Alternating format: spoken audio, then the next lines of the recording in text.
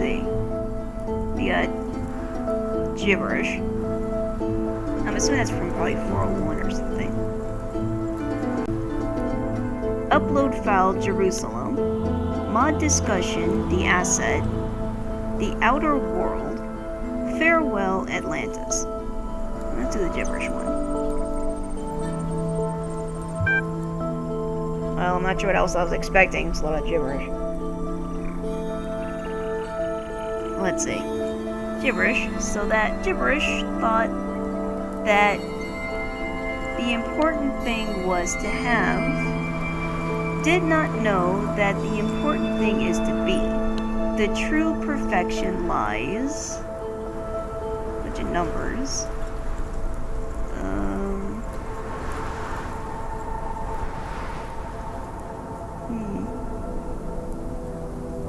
Some unfinished words and some numbers again.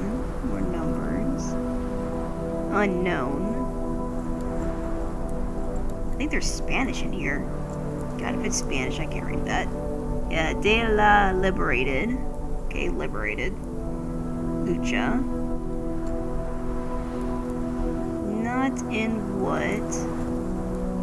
Error. Man has but in what man is.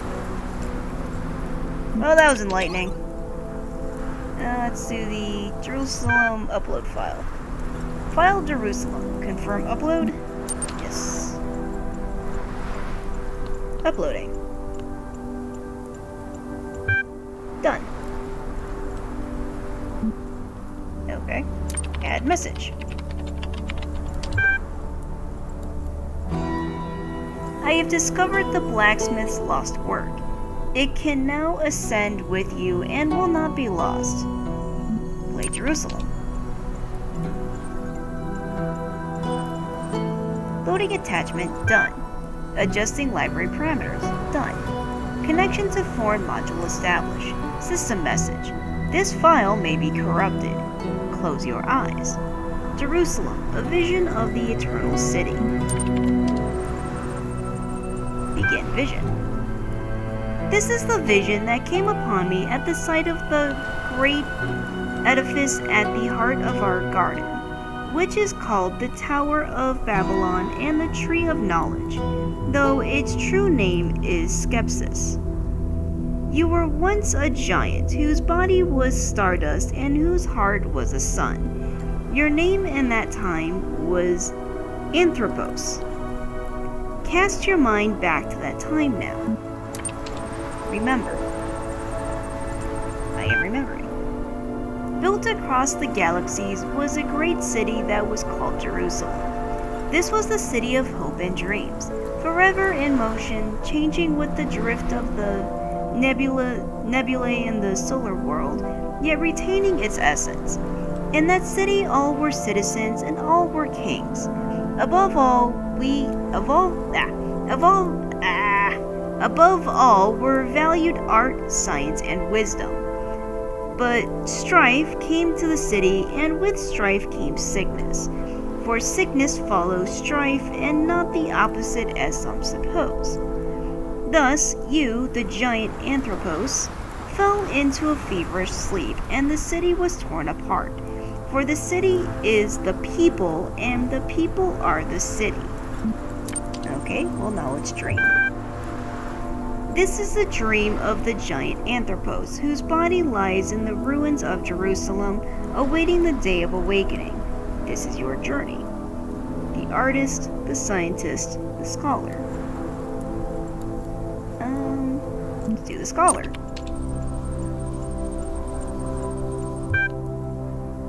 The blood of scholars shall outweigh the blood of martyrs. You are Archidai, the scholar, the chronicler, the sage. The world has been consumed by ice. In the last monastery of the land of faith, you compile the thoughts of the dead, that the god might know who they were. The hazy ghost of weariness is always upon you, breaking your will. You fear that you may fail before the great work is finished. Alright, well, let's work on it. You spend many days in the library transcribing the work of the ancient poets. You learn much of their dedication to the sublime. Your work is interrupted by a young monk. Come, brother, you deserve a break. Let us sing the old songs. I'm going to continue working. You spend many days in the library transcribing the work of the ancient philosophers. You learn much of their confusion. Your work is interrupted by a young monk. Come, brother, we have opened a barrel of wine. Nope, working. I'm Uriel, I work. That's what I do. You spend many days in the library transcribing the work of the ancient playwrights. You learn much of the human paradox. Your work is interrupted by a monk. Come, brother, we have discovered a strange miracle.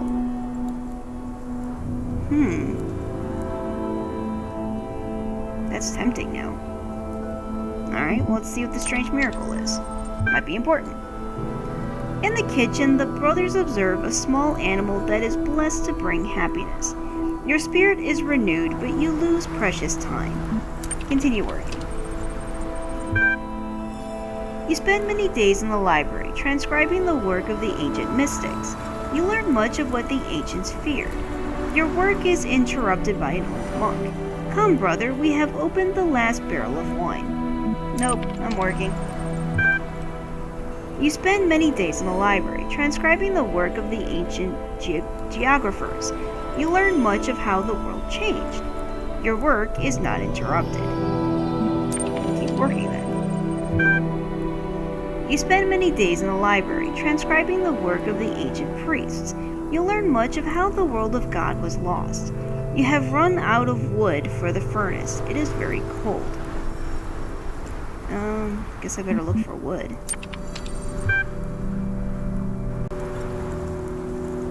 There is no more wood, nor an axe with which to cut wood. Or which to cut more. Alright, well, I guess I'm going to keep working then. You spend many days in the library until the cold claims you. You learn much of regret.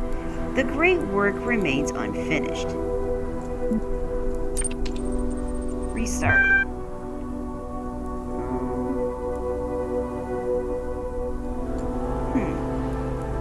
Okay.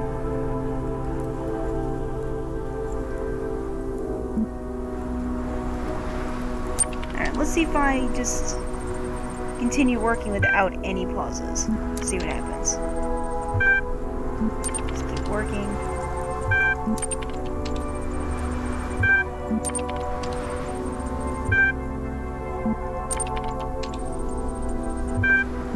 Because I have a feeling this is all tied into Alexandra's running, where she just worked and worked and worked.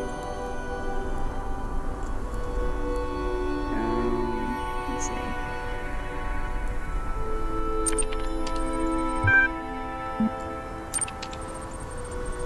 So even if I just work the entire time.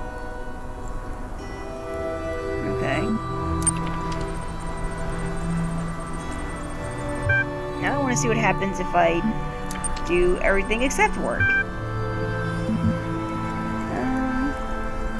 Work is interrupted by a monk. Come, brother, you deserve a break. Let us sing the old songs. Alright, let's sing old songs. In the kitchens, the young brother sings the old songs as if they were new. Your spirit is renewed, but you lose precious time. Come, brother, we have discovered a strange miracle. Alright, let's take a break. In the kitchen, the brothers observe a small animal that is blessed to bring happiness. Alright.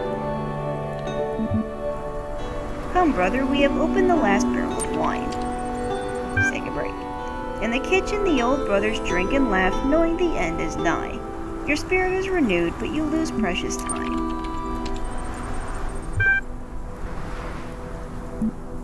I've run out of wood. Well, I guess let's look for wood. Even though, yeah, there's nothing I can do about the wood thing. Spend many days in the library until the cold claims you. You learn much of regret. The great work remains unfinished. So no matter what you do, the great work remains unfinished. Okay. Yeah, that's totally Alexandra's running. Let's do the artist. All artists are warriors, if of the eternal city. You are Athena, the artist born of the mind, blessed and condemned to be the voice of the past. Eternity is in love with the productions of time. The hazy ghost of weariness is always upon you, breaking your will. You fear that you may fail before the great work is finished, but there is hope. In the fire of your heath you have seen the tree of life. The sap of this tree will give you the strength to finish the great work. Alright, let's seek the tree. Let me guess, all of these are going to end in horrible failure, aren't they?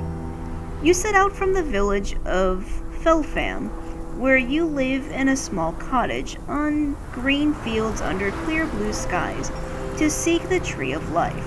Which path do you take? Either across the hills or by the river. Go across the hills. In the hills, you encounter an old shepherd who dreams each night of a golden city. Do you know the name of the city? He asks. Jerusalem, Rome, Utopia, Babylon. Well, it's Jerusalem. Yes, he says. That may be it. But there is another city, a city of pain, and he dreams of that too. Do you know the name of the other city also? Babylon? Oh, okay. No. Though there is something true in what you say, it is not the name of the city in my dreams.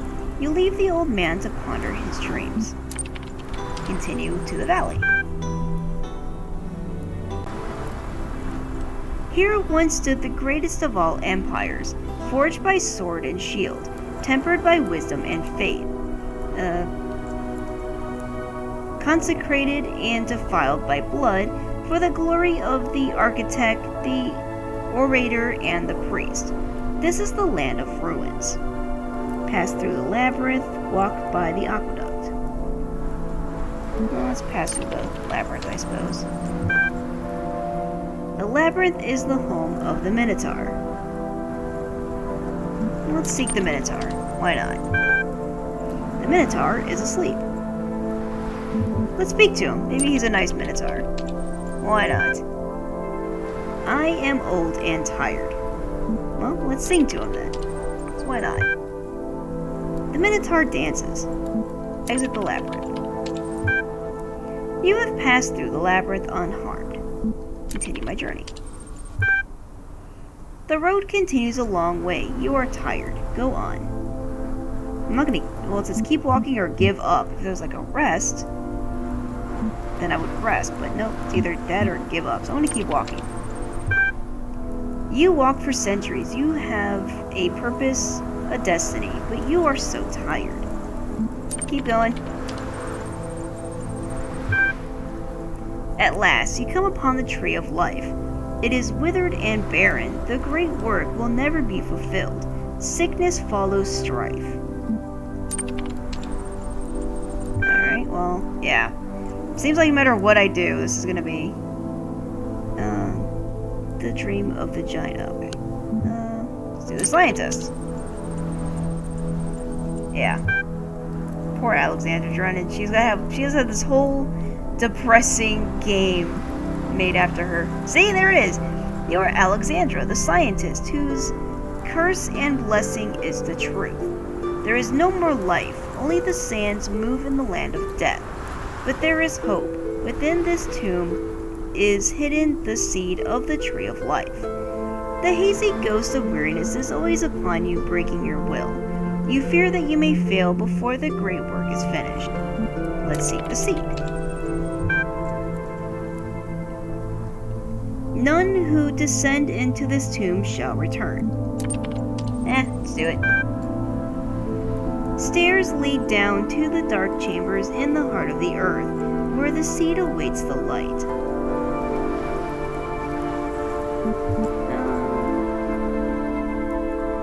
Alright, well, let's descend then. Or I could have talked to a sage, but I guess I'll just go. You descend further into the depths of the ancient tomb. Enter the poet's chamber, or just keep descending. Keep going. The air grows thick and stale. Enter the treasure chamber, or keep descending. I want to keep descending, because it's important. You are nearing death. Descend. You have come so very far. left everything behind, hoping you could save the world. Descend. In the darkness you fall and cannot get up again. The great work remains unfinished. Yeah. That's enough of that.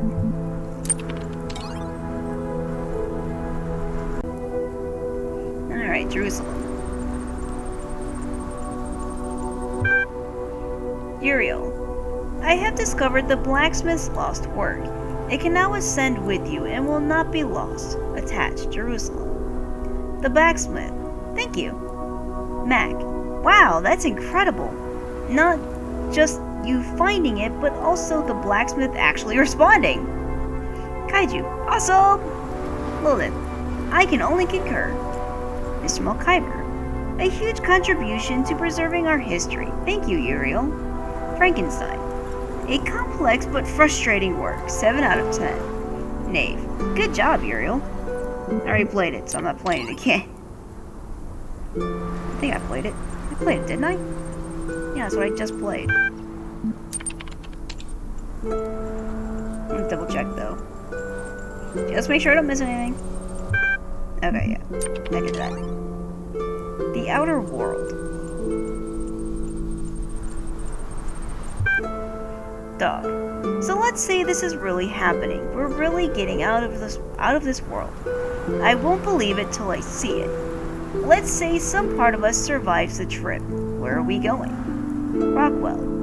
I think there's a lot to suggest that all the texts Mr. Malkyber has been reading are actually part of an elaborate hoax. To what purpose? I don't know. But there are just too many inconsistencies and contradictions for it to be true. Someone's trying to confuse us. Belial. The outside world is within us. Dog. Yeah, that's helpful, Belial. Rockwell, I don't know. I don't think contradictions mean the outside world isn't real. I can see plenty of contradictions right here. Garrett. As long as we get out of here, I don't really care. See, Garrett's all with me. The Asset.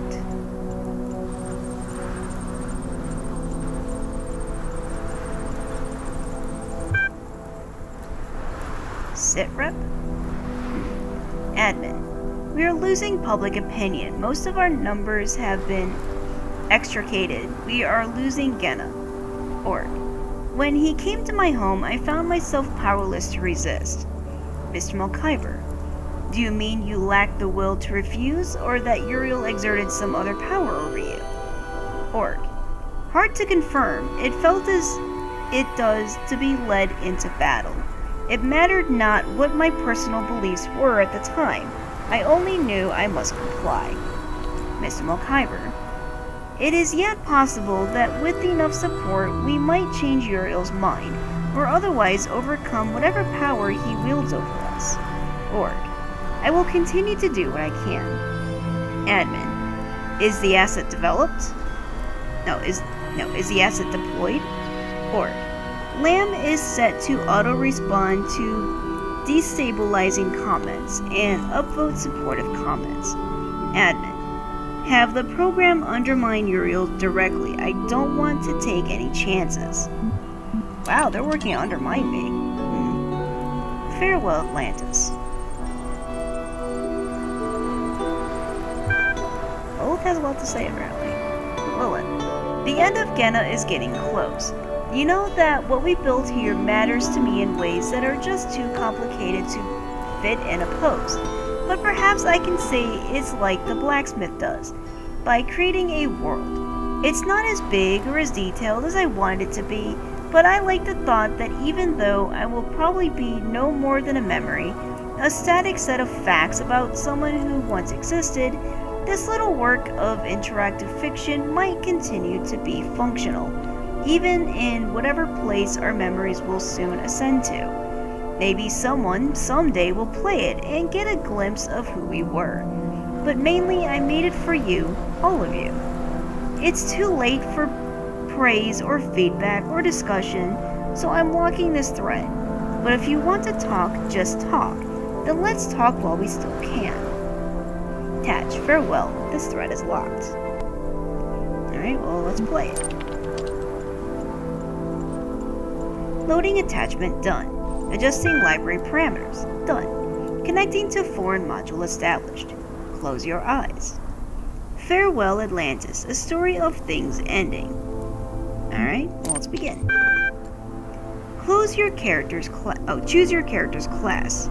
Poet, farmer, magician, physician, or scientist. I'm actually going to go with the farmer.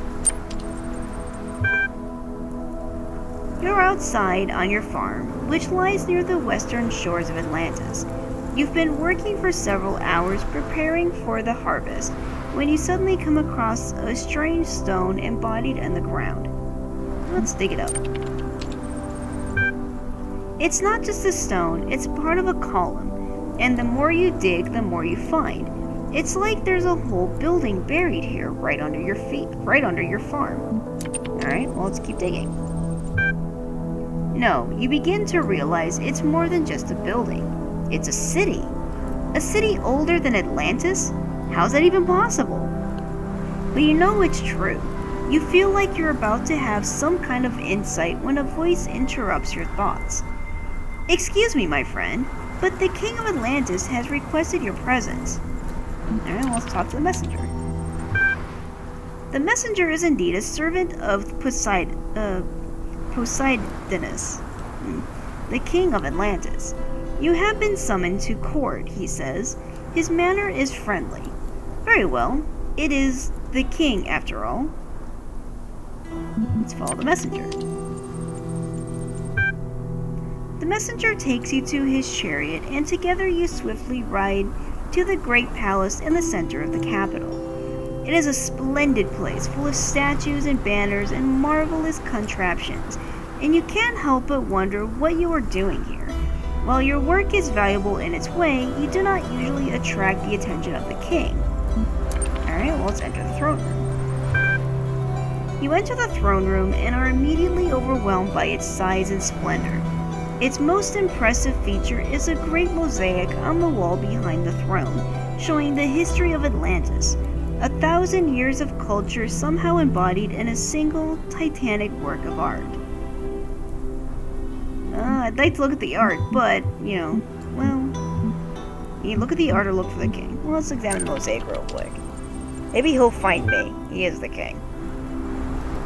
The sheer amount of work this must have taken. Every stone carefully selected for shape and color, placed perfectly to complement the others. So many small elements working together to evolve a larger whole. What an accomplishment, and what dedication it must have taken.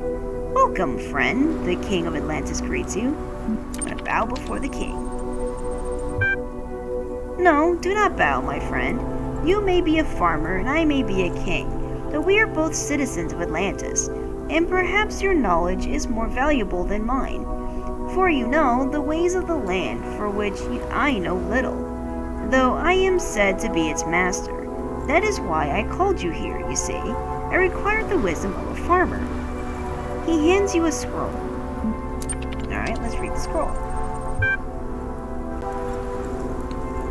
You read the scroll with growing horror because you know that what you are reading is true. You felt the tremors. The land has shifted. That's why you found that strange stone earlier today. Atlantis is sinking. Not someday, not in the far future, but soon. Terribly soon. Confirm the truth. The king sighs. I was afraid of this, he says, but I have hoped we were wrong. That somehow, but it is pointless. What is. This is the world we were born into, and that it is what we must accept. The end of Atlantis is upon us. Ask what can be done, say there's no hope, or curse the gods. What can be done? Tell me, what is the heart of Atlantis? The king inquires. Choose art, choose the people, choose knowledge.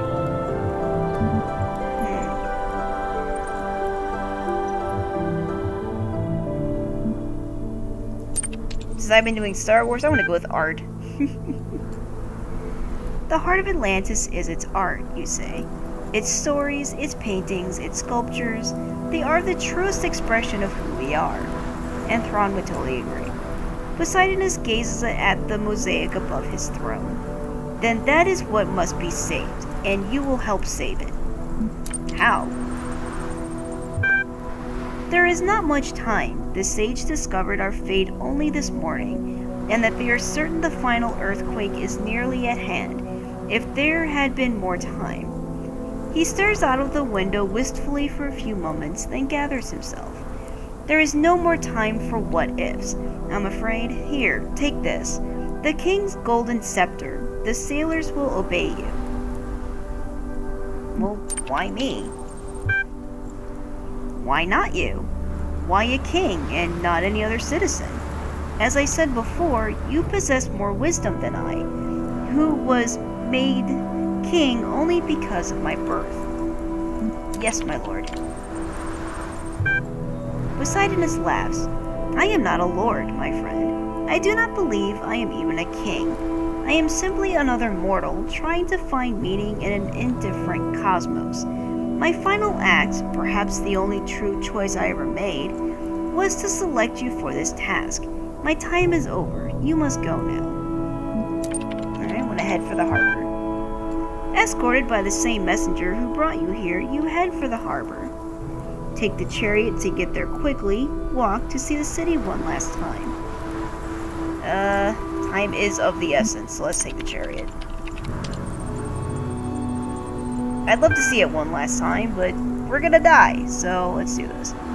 You get on the chariot and thunder down the streets, no time to think about anything else now. It's all entirely unreal. Everything you have known is about to sink under the waves, but you must focus on what has to be done. That's the simple truth. All that matters right now is survival. Not your own, but that of at least some part of Atlantis. The earth rumbles and you are going too quickly. The chariot spins out of control and you are thrown into the street. The messenger lands next to you. Let's examine the messenger. The messenger seems badly injured and dazed. He tries to get up but falls down immediately, screaming in agony. You don't know how to help him. Let's call for help, I guess. You call for help, and some people in a nearby tavern hear you and come running. You tell them to get to the messenger to a physician. Even as you say the words, you wonder, what's the point? Both the messenger and these men will be dead soon. Yet it feels wrong to treat them as if they were already so. Alright, let's hurry. Let's go! Yeah, it really would seem that way. Like, you're about to die. Just abandon all humanity whatsoever. Hurrying as much as possible, you arrive in the harbor. 12 great ships are waiting. Their captains see the golden scepter you carry and kneel before you. They have tears in their eyes, but you sense their determination. Let's speak to the captain. Seems like something we need to do. You speak briefly but with great conviction, telling the captain how important their task is. If they fail now, it was all for nothing. If they succeed, they will save the heart of Atlantis. Let's load the ships. You give the order to start loading the ships with all the great Atlantean art that can be transported. Even as you do, you realize how ridiculous this is. You can only save the tiniest fraction of the astounding art your people have produced. But what art to save? Mostly sculptures, mostly paintings, mostly books, an even balance. I'm gonna go with an even balance. Let's try and do that. You try to save a little of everything, but it's an impossible task. Who are you to judge what gets saved and what doesn't? And yet there is simply no time to debate what is best and most important. You give orders, but you don't really have a plan. The ships begin to fill up with a random selection of artworks. The ground shakes more and more. Get ready to set sail. The ships are ready, one of the captains says. It is time to leave. You look back at the city and wonder what happened to the messenger. Where will he be when the waters come? Will he be in pain? Will he feel betrayed? No, nothing to do but set sail. The time has come. You set sail away from Atlantis, away from everything you've ever known. The city seems quiet, at peace. Maybe you're the only one who is dying. The island has almost faded completely from view when the earthquake strikes. The land seems to crumble and vanish under the water, a whole world disappearing as if it never existed. Within minutes, no trace remains of Atlantis except the 12 ships and the choices you made. Alright, well, sail onward.